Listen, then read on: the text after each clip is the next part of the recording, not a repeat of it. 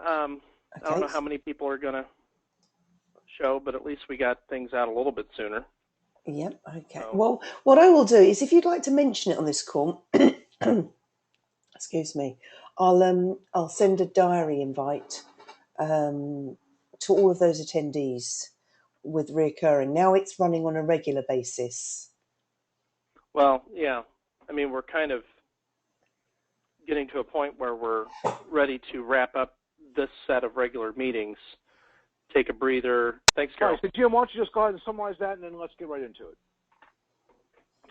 Yeah, so for those who were just kind of jumping on the call as Mike and I were talking about our forward planning, we're getting close, as I said in the note for the meeting, to wrapping up our initial research. I'd like to focus today on a technical implementation to get some more fleshing out of that, and then there's some staff work and probably also some review work for us to do back on the quality. I don't feel like we've tied that off completely. Once we get to the point of completing our initial research, what I'm going to aim to do is keep this meeting, recurring meeting as it is, because we're now kind of getting used to the cycle, and so the next step will be to take at least carve out one of the areas that we have in our research here, and present that content in the DMM structure. A lot of what we have, for those of you who are unfamiliar with the DMM structure, it's basically got two major areas of content. One's what we call the front matter, or the executive level, which is more about defining what the process is and what the goals are, and providing some examples and stuff about what it means in the real world. And then the second half is about making statements of best practice, functional statements of best practice, at the 5 different levels within the model, from kind of project level activities all the way up through continuous improvement. So those are the 2 major sections. The content we have here is more aligned with that front matter, which we'll write and present to you once we've finished this initial research. And then we'll just kind of go through process area by process area, translating this research into the DMM structure, and we'll have some of the members of the core team from the DMM, the original creators of the DMM, to help kind of guide us along in making good statements of practice and what we've learned along the way and so forth. So that's kind of just to give you the broad brush of how things are going to play out going forward now that we're getting finished up with our initial research. And like I said, we'll try to keep it within this same 2-week time frame to keep things moving along, and we're used to the schedule now. So for today, just wanted to give some thank you for coming. I guess sending out the note ahead of time was helpful, because we have more people showing up at this meeting than the one previous. So try to get a note out even sooner. I'm aiming to try to get it out the Friday before the Tuesday with the updated spreadsheet. So I didn't get it out by then, but I'll try to do that for the next one. Technical implementation, we added accessibility to the list of subjects that we had. We had some initial notes on that. I've taken those notes and tried to translate them a little bit, restate them a little bit from our original notes. Does anybody, as we look at the subject areas, integration, trusted source, business rules, lifecycle, and accessibility, does that cover the major subject areas involved in technical implementation for metadata? I guess it'd be my opening question to the group. Right. Maybe Jim, it's in essence, what does technical integration or implementation of metadata really mean to people? Let's have a general conversation and then sure shove it into our buckets. Yep.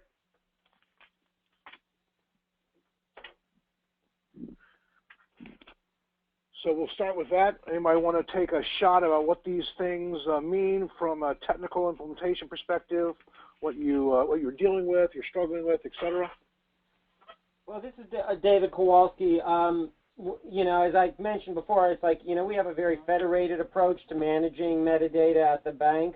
And, So really and we do have enterprise level standards to help manage this, but probably the single biggest issue we deal with is it's a question of getting a level of consistency in terms of how broad the scope is. In other words, for instance, like how many data elements you're going to collect metadata on, especially when you get into business metadata, and what specific attributes you're going to record about each of those things. And then kind of related to that is also dealing with the fact, which is not so much an integration issue per se, but certainly in a federated model is a concern, is do you really care about every last bit of each silo's metadata at the enterprise level? I mean, for instance, if they're recording metadata about, staging tables that they only use for work within their business unit, do we really care about the enterprise knowing about the details of that? My inclination, certainly at Bank of America, we don't care. I mean, that's just stuff that's, specific to day-to-day running of local things. But different organizations might have different questions about that. David, let me go back to your first one about the level of consistency of scope. How does that translate into a technical implementation challenge for the bank? I understand that you need to get alignment, and there's a governance discussion and a interaction with your business and a decision of what is core and how many attributes. What problems does that cause from a technical perspective? From a technical standpoint, I think certainly, I think a lot depends on how you're aggregating the data. For instance, we have a policy at the bank that every business unit can have their own local metadata repositories. In fact, are required to do so. But then for all the things that are of cross-silo interest, we also pull that stuff into an enterprise-level metadata repository. So the only integration issues there really are that we have actually a set of various kinds of templates and APIs that allow people to get metadata up to the enterprise in various levels. We have everything from very simple spreadsheet import to being able to do establish real-time connections. And in order to aggregate and classify consistently, you're going to need agreement on attributes. You're going to need agreement on the calculation process, and agreement across your business units. Yes. Yeah, I mean, we're treating those more as governance issues than technical issues. Yeah, I agree with you. Technical issues are really just down to, it's like, here are the attributes we're collecting at the enterprise level. Most of them are spec'd fairly broadly. I mean, for instance, like text fields are just kind of, of pretty much indeterminate length. It's some are, memo type fields. Some are like most of our character fields, unless it's something very, very specific. Like for instance, one of our internal user IDs. Other than that, most of our character fields are just spec'd out at 4K. So however people want to store it. So I get you. It's a governance issue, but while you're here talking about it, how difficult is the definition of cross-silo attributes? What process do you go through to determine what has to go across multiple silos? Well, we've had, about 2 years ago, we started defining a set of standards that apply. It's actually across a lot of data management disciplines. But in the metadata, one of the very first requirements we established in the metadata domain was like, some rules for scoping.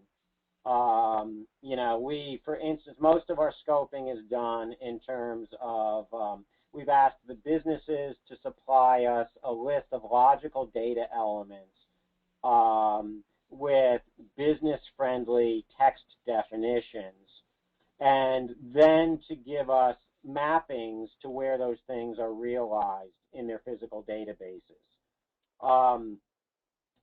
like I say, there's a handful of things. For instance, we ask them to tie it to business processes. We ask them to give us the data type. We ask us to give them specific location information as to what fields and what databases store these things. So those are the kinds of things that we mandate across the enterprise. And some of our business units are tracking nothing but that. Others are going full guns a-blazing and, pretty much tracking everything, pretty much every data element they have with all sorts of degrees of, nitpicking detail that we are not requesting at the enterprise level right now. All right, so reconcile something for me that I think I'm a little confused on. If you are allowing all of this metadata to reside in various silo repositories, how do you ensure that it is aggregated consistently if those business silos are not in alignment with your enterprise-wide definitions or standards? Some of it we're still working out. I mean, for instance, on the, one of the things that we get most hung up on here is we do distinguish between, in fact, most of our scoping is done at a logical data element level. Mm-hmm. We have the rather, before the Enterprise Information Architecture Group was even formed, we unfortunately got kind of saddled with the moniker of business element to mean a logical data element here. And that has since, we have then since allowed individual silos to designate what we call key business elements. And that's basically done for scoping purposes. So each silo says, it's like, look, we may keep information locally on, 40,000 data elements, but these 120 are key to our business. They're ones that we actively share with other business units in the company. And to be honest, right now, I think we have the bar set fairly low. But, I mean, in order to get a metadata process kick-started, we did that somewhat intentionally a couple years ago. What we're actually finding out is most of our business units are kind of going way, way beyond the minimum scoping that we're mandating. Mm-hmm. But then in terms of reconciling the stuff, really about the only issues we're coming in up against are things like some of them are taking shortcuts, for instance, on the definitions for logical data elements. So they'll, for instance, have a logical element named, customer statement delivery address. And then for a definition, they'll give us customer statement delivery address. So we have certain kinds of automated governance things that will come in and do validity checks when we pull that stuff in at the enterprise level. We do have published framework specifications, guidelines for those things, but there is a governance process which is partly manual, partly automated, which sits on top of that. And we actually, in fact, 2 days ago was actually the deadline for compliance with the initial call. We called exactly a year ago for the silos to submit this information to the enterprise, and we gave them a year to comply. So we've been checking the stuff as it comes in. Now comes the heavy-duty work of actually going in and doing fairly detailed audits of everything we got and comparing it across the silos. So it's very much a work in progress here. So do you also worry about aligning your metadata with messaging standards and messaging taxonomies? Is that part of this process? In terms of our formal data management policy, no, not right now. We definitely have those things going. I mean, there's, as you probably know, Mike, we are also involved in trying to get 5.0 set up within the bank. That is a distinct effort being driven largely by information architecture here.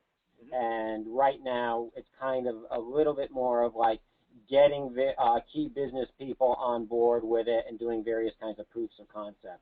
But it's not formally part of the policy right now. And to be honest, I don't see that degree of alignment happening for another 6 months to a year. So is that consistent across this call for those that are looking at cross-silo processes, that you manage those attributes in the same way as David just described?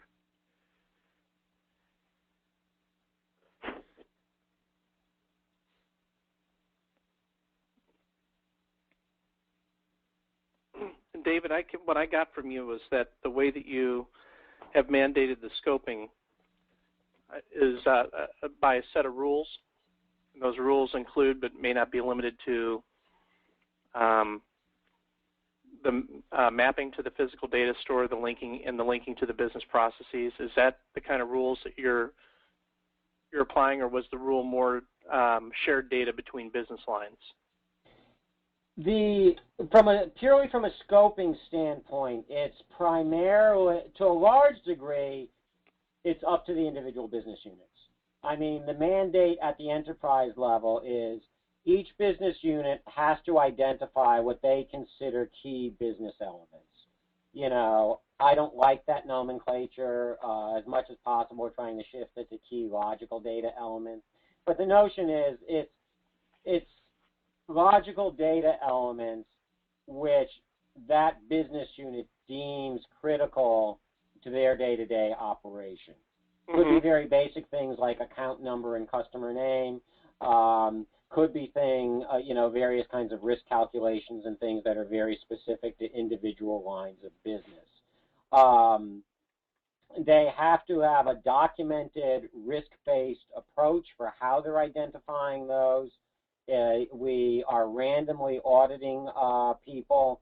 I don't mean information architecture, but our audit group is actually auditing people. In fact, by the end of this year, they plan to audit the entire, every single business unit's compliance with that. Just so that, we're trying to avoid on the one hand, give people the ability to set a bandwidth that's not going to cripple their business, but on the other hand, not to try to get away with just documenting 2 or 3 elements. So they really do have to make a concentrated effort to identify what's critical for their business. And the degree to which that data crosses silos is certainly one criterion that most of those folks incorporate, but there are a lot of other factors that go into it as well. Okay. Do they have to justify that those attributes are in fact the core ones used for X process and define it in that way, or is it a little bit less formal than that? We have, they have to define their approach. I am not personally involved in, in vetting or auditing the actual approaches. So I can't say exactly what's in all of them, but I imagine that the degree, one of the pieces of metadata we do require them to give us is alignment, how that particular element supports a given business process. So clearly, support of critical business processes is a factor that's widely used across the bank for that kind of inclusion. And it stands to reason that if it's a really critical business process, it's probably critical, not across the board, but to a large degree, those are processes that are going to cut across silos. Things like, for instance, reporting for Basel compliance and things like that involve multiple silos or the entire bank. So I can only imagine it's that process that does really achieve that integration objective of alignment and validation across your repositories. Yeah. Yeah, it does, it drives a lot of it. We are currently in the process of doing a refresh cycle on all our standards, and certainly one of my goals is to broaden the scope. I'm a big believer that once, you get a certain critical mass of metadata, I mean, like right now, we have metadata that greatly facilitates regulatory reporting. Mm-hmm. You know, but as far as things like, doing impact analysis and, you know, optimizing your provisioning strategies and things like that, we need to collect a lot more metadata than we are doing now.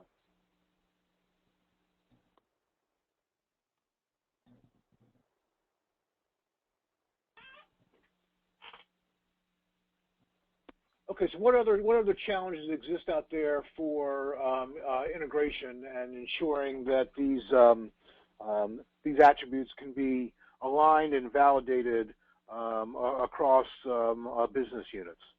Any other strategies that people are taking?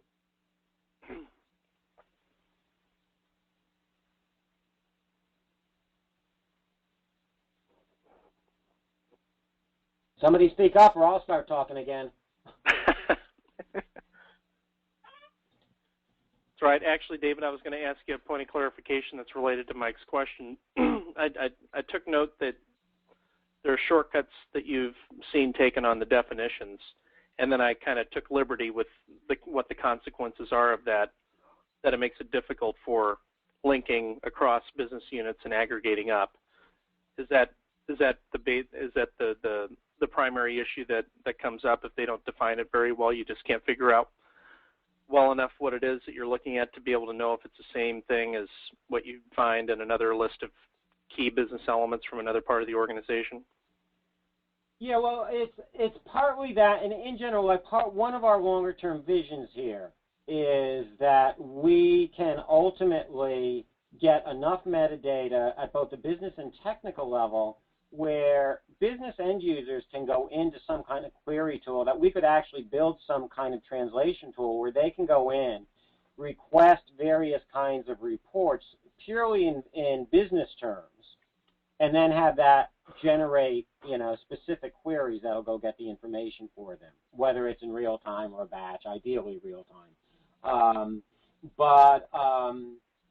For instance, we have, there are certain kinds of elements that is primarily used in one silo but of interest to other ones, and there may be a whole family of acronyms around how these things are defined in the silo that originates the data.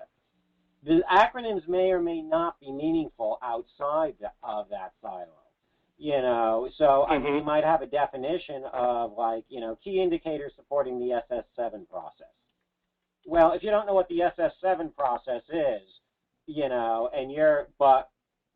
this may actually be an indicator that's very critical to you, but you'll never even catch it in a list of what is supposed to be a business-friendly definition, because they're making it business-friendly in a very, very localized sense. And if you're not working in that silo, you don't even know what it means. Right. So fat chance automating the linking of that. Linking and aggregating from a systematic standpoint. It's also from a human comprehension standpoint. It's like look, I'm a senior business leader, and I look at this definition, and I don't have a freaking clue what it means. Those are the kinds of things that we're trying to address there.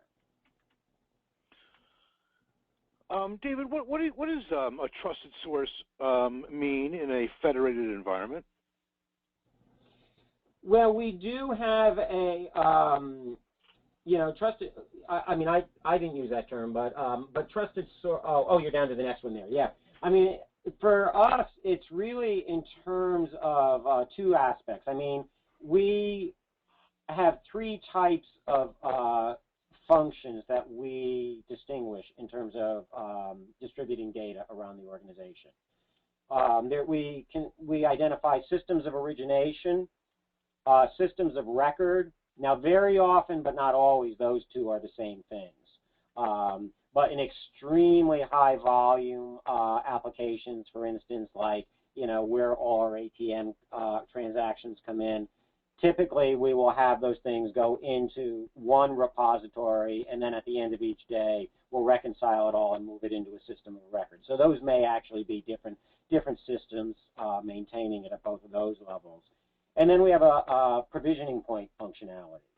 And again, a system of record may be... I'm sorry, what was the third one? Provisioning point. Provisioning point, okay. Yeah, and that we may, a system of record may be its own provisioning point, but if the system of record is very busy doing its own kind of stuff, it may not be able to handle the hit of lots of people pulling data out of the repository all day long. So sometimes what happens is, like, we'll do nightly replication jobs over to a provisioning point, and the provisioning point will actually take care of you know, just physically distributing the data or making it available through queries or whatever.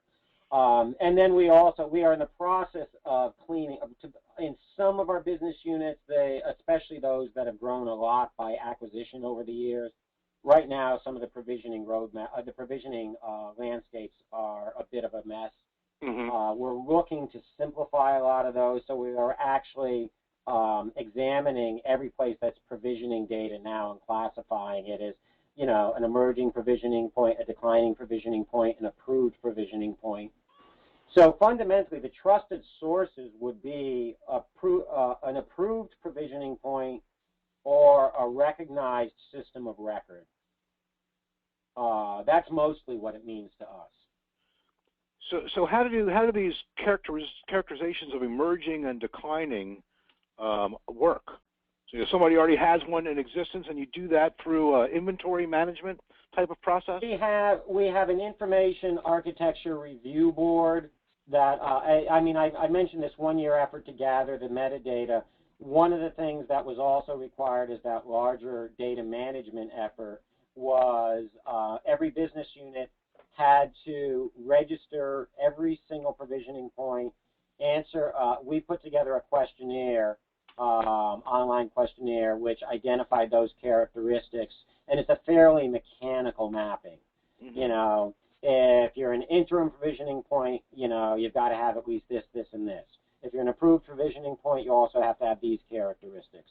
If you don't have those, we're going to call you, you know, you better start looking at declining it. And then in conjunction with that, we've also required, in fact, actually just on Tuesday, we finally reviewed the last of the submissions on what each business unit's 5-year data provisioning strategy is, where they've gone through, looked at every single place they're currently provisioning data and said, you know, in this time frame, we're going to combine these systems, do away with this system, add this system, you know, things like that.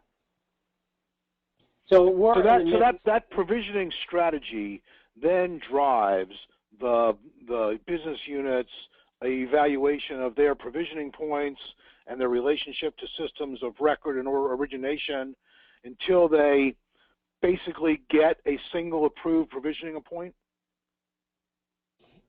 Different groups are doing it different ways. I mean, we do have some of the silos that are going for the approach of having a single provisioning point for their entire silo. We have others that are trying to group it more by subject matter. I personally don't like that approach very much because I think some subject matter is just, you know, it's kind of arbitrary. You know, for instance, is you know, account data, is that customer data or is that product data? Well, it's really intersection data. So now do you create a new subject area for that?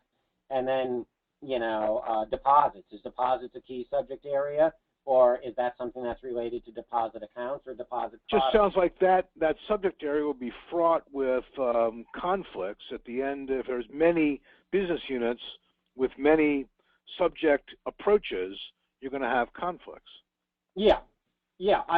And those wouldn't be. I mean, each of those. I mean, to a large degree, I mean, it's subject to enterprise approval, but we're largely letting the individual silos decide. It's like, no, this is our provisioning strategy, and then we have to approve it. That it's like, you know, it's like, well, wait a minute. It's like, you know, you're sourcing data 10 hops away from its point of origin here. Why are you doing that?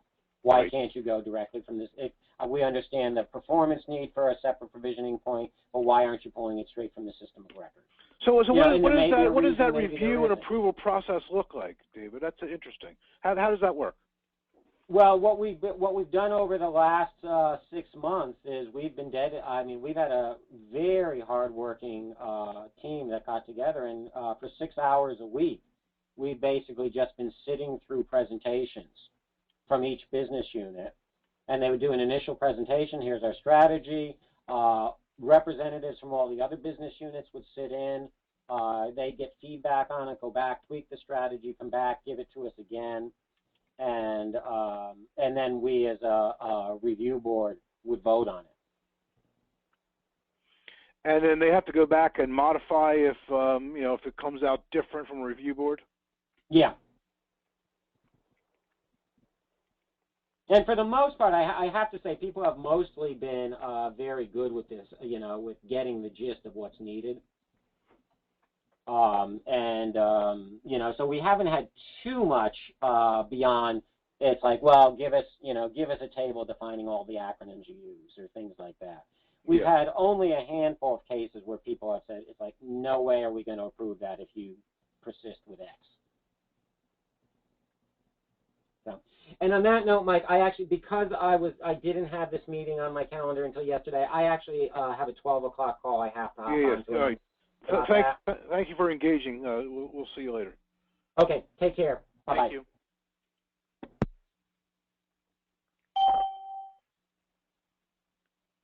Now we really need somebody else to participate. Well, maybe we can pick on you, John, because you probably see other firms approaching it the same way. Do you see conflicts in the way that it is unfolding elsewhere, or is this pretty consistent? It really depends on what the firm is doing. The biggest problem you have is the scope of metadata, and that gets into the question of what do you consider to be master data? Yeah.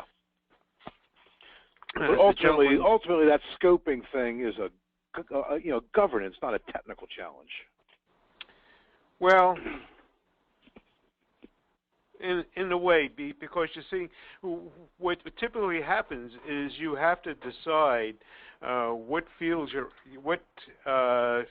and tables you're actually going to govern first. And there is a big difference between technical metadata and business metadata. Whereas the gentleman was saying, what you really, data governance is really over your business metadata. The technical metadata is really open for discussion because you could be doing things like workflow rules. You could be looking, workflow rules is more business, but you can be looking at things like table partitions. You could be looking at things like workspaces that applications need when processing. Maybe status tables, error message tables, and things like that, which are really infrastructure tables that support the infrastructure. So in that case, business people don't get involved in that, and that really stays within the IT department. And I agree with the other fellow saying that for the most part, no one cares too much about that stuff. In fact, from my own experience, what I do with it is I have a special classification for this stuff, and as long as their column naming standards can follow our column naming standards, I really don't care what they put into those tables or whether they have good definitions or not, because I know a user is not going to see them. So that's so I think it is really important to break that out.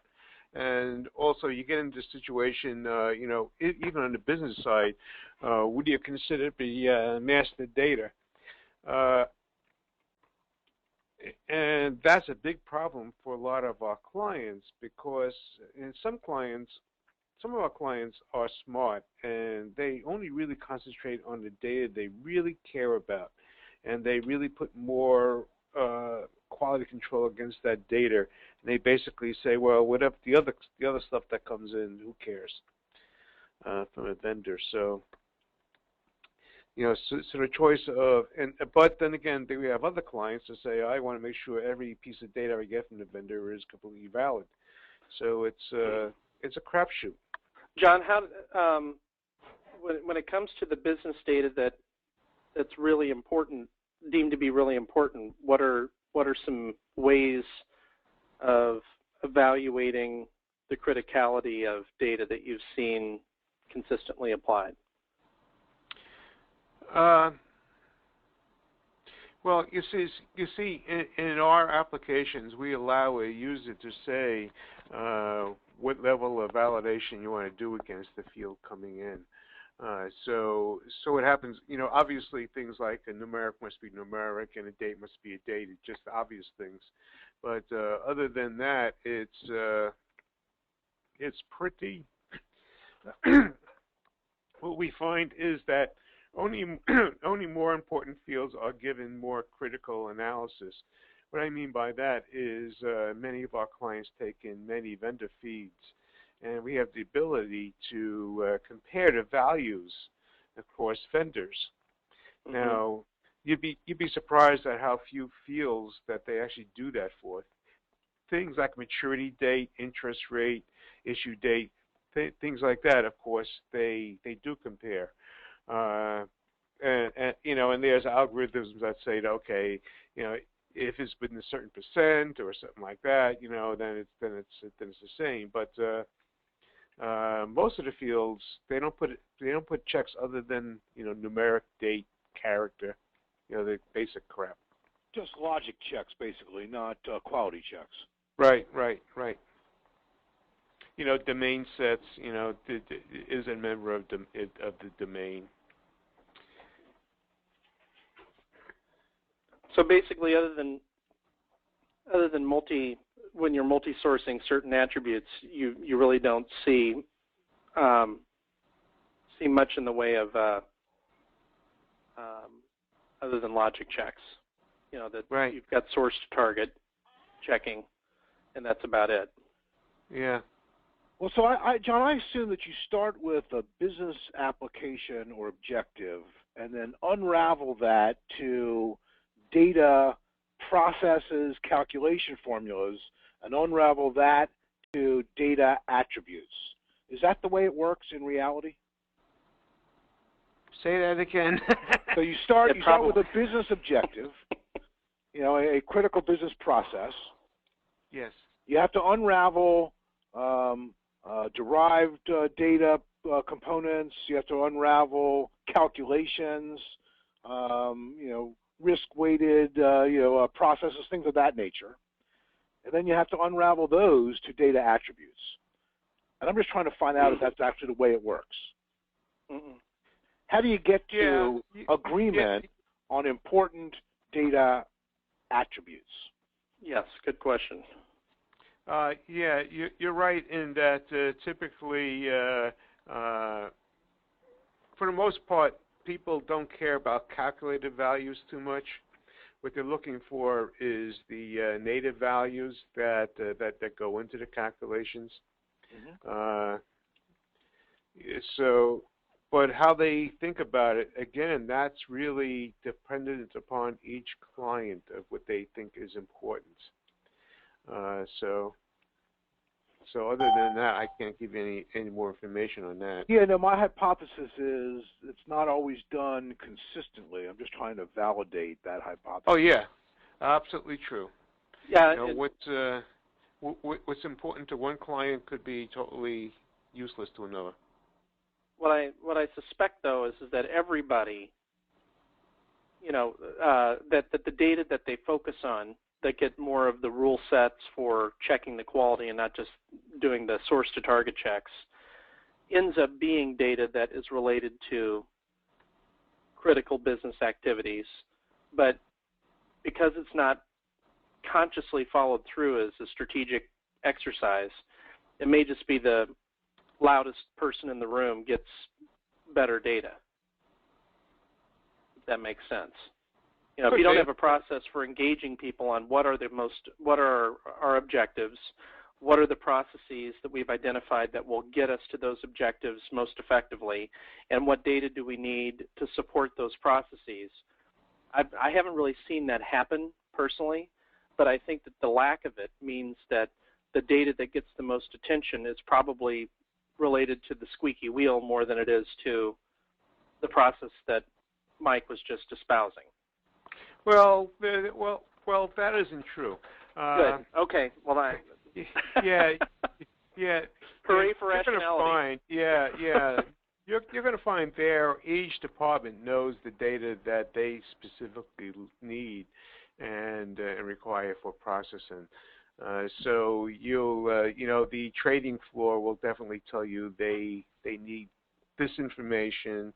Back office will tell you that they need this information, and so on. So,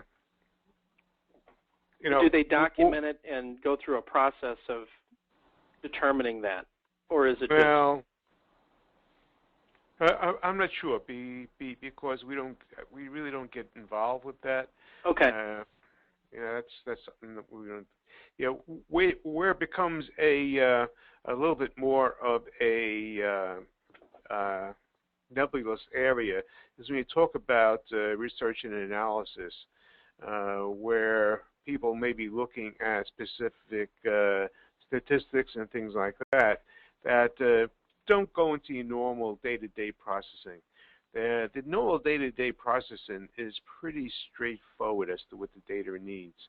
A good example of this is when we did our initial data model back in the mid-90s. For our security master, we had about 400 fields in it. And those 400 fields were enough to support all back office processing, issue action calculations, and the trading floor. We now have about 4,000 fields in our security master. So you can see that about 3,500 more, are kind of like, well, they're kind of nebulous as to what people are using them for. Yeah. I mean, when you start getting into calculations, you start having to dig deeper into the so-called lesser important data elements, because you're getting more sophisticated in your aggregation. At least that's been my experience. You start needing things that you didn't think that you would need because you're now trying to roll up a number. Right. All of a sudden, all that data matters, depending on how high you're trying to aggregate and what's involved in the calculation. So I suspect that's probably part of the reason for the creeping of the scope, but that's just my limited experience. So scoping of the data, go ahead, I'm sorry. Yeah, and the other thing is that a lot of the vendors do give you derived data. In other words, they'll give you the alphas, betas, gammas, and all that kind of stuff.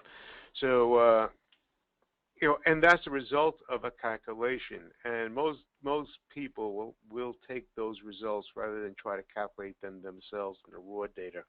Mm-hmm. So so that's important to also be aware of.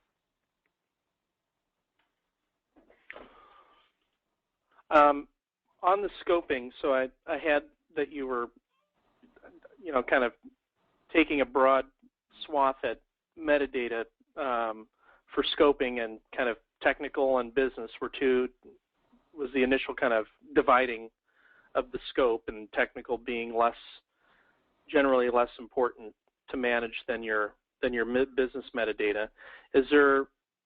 Can we go any deeper than that in terms of how?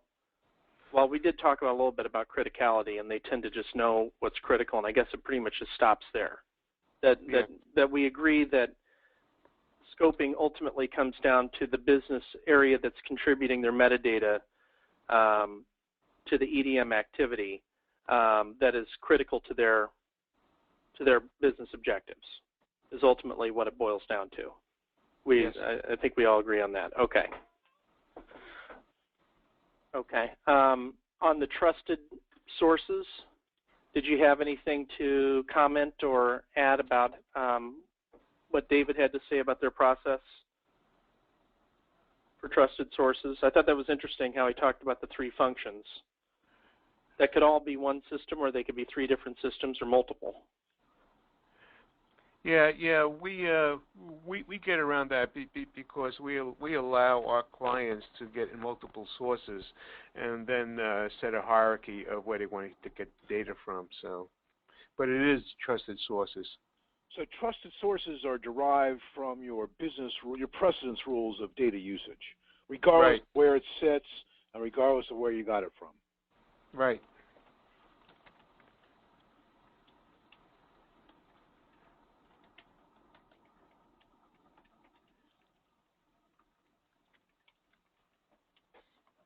So it's ultimately derived from your business requirements. Yes. Yeah, the good examples is somebody may decide that they like equity data from Bloomberg and they like fixed income data from Reuters, and they may set up a hierarchy that says, okay, well, Bloomberg doesn't give it to me. I'll take it from Reuters until Bloomberg actually supplies it, but my trusted source for equity data is Bloomberg.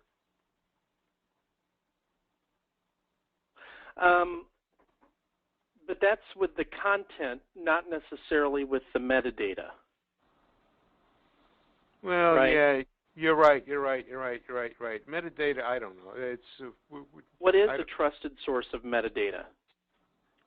Good question. Well, it's a golden source. We have the best metadata. It better be FIBO. Exactly. We're getting there too. Because I'm just realizing that what David was talking about probably has more to do with the content than the metadata. Yes, exactly.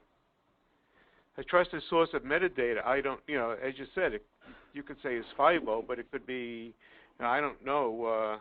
Governance approved definitions? Yeah. Well, it's a really important question because ultimately that determines whether you have comparability amongst your repositories.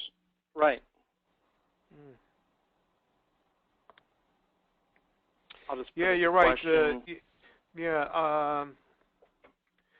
Let me just throw this out as a line of thought, is that I know that a lot of clients have their own knowledge centers where they're setting up their own glossaries in that, and those would be their trusted sources. And their data governance people are the ones responsible for putting the content into that. Right. That's why I mentioned that, because that's been my experience, is you'll have some kind of a glossary, terms and definitions that you've done through your own governance activity, and that's really what you're trying to align to, because that, by definition, is what everybody's agreed to. Yes. Doesn't mean that it's good. It just means that it's agreed to. I guess I'm wondering, Jim, to what degree do they have that agreement across their key processes? When you say it's what everybody's agreed to, is it truly everybody's agreed to it, or is it? Well, that's a work in process, because you're always trying to figure out at what level. This is my experience with governance, is that one of the main challenges is at what level of the organization should you have your governance representation?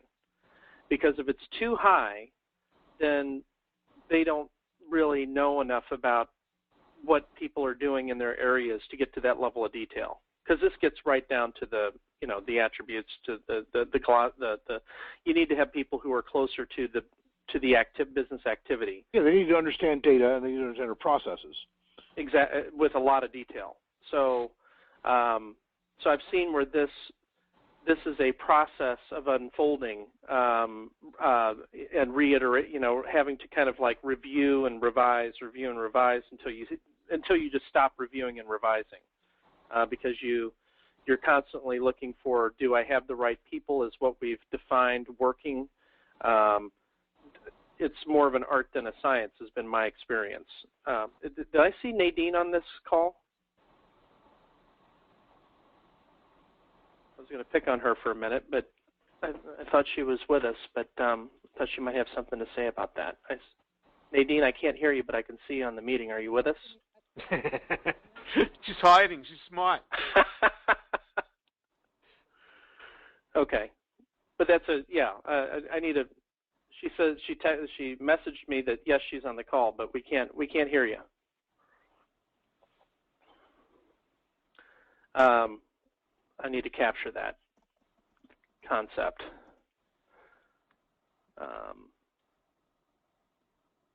Agreement on the level of governance. Yeah, at what level does governance really work for the details about data definitions, which requires specialist knowledge? And how do you keep those things in alignment? And my guess, Jim, is that they don't very well keep them in alignment. Well, it's more than a guess, because I remember in one of our earliest meetings on this call, where we were more in the value section, and we were talking about the challenge of getting a feedback loop from users of the metadata to actually tell those who are managing the metadata that it's working or it's not working. Well, I think it's even worse than that. I've had a couple conversations with heads of risk who basically just accept that, of course, the data definitions and the underlying calculation processes are correct. They're worried more about their own risk analysis and classification schemes. They have no clue that the people are compounding data differently. But there's no agreement across the organization on, reset date. Right. Right, and actually, even though John, it may have been you who made a comment about how calculations are less important.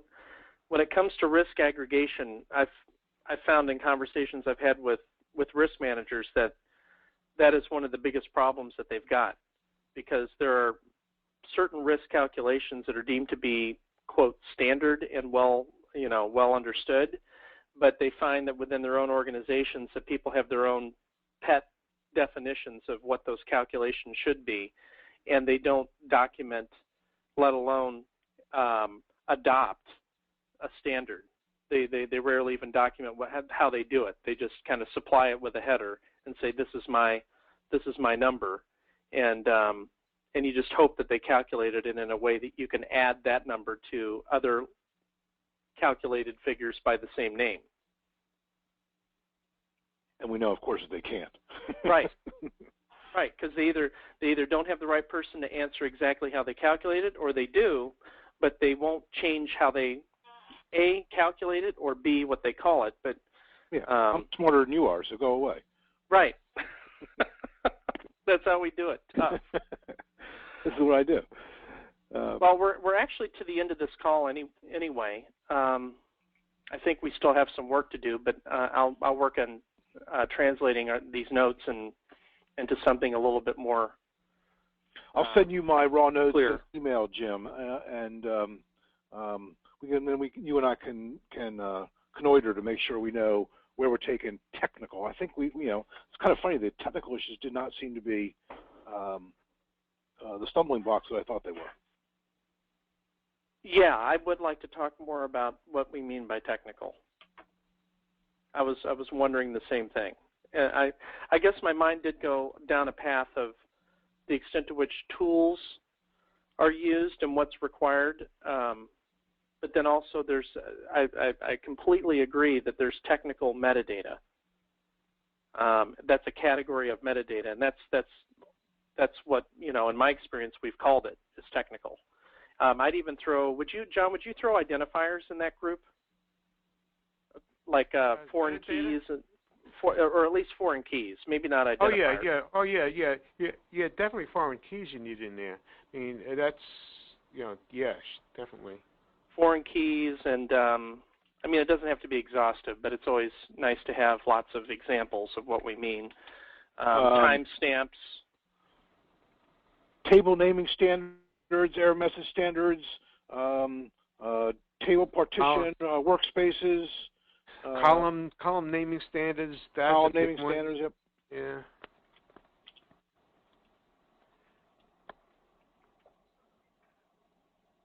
I got something here from Nadine on the, so some companies have different levels of data storage to deal with some of what we're talking about. So she's seen cases, I guess, where they appear to get to the right level within the organization to, doesn't change the fact that it's a challenge, but at least there's some examples of best practice maybe I can talk to Nadine about separately, and we can bring it up at the next meeting. And that should be the last word because you're at the 12:30 mark. All right. Thank you, everybody. Thanks. Okay, great. Thanks, guys. Bye.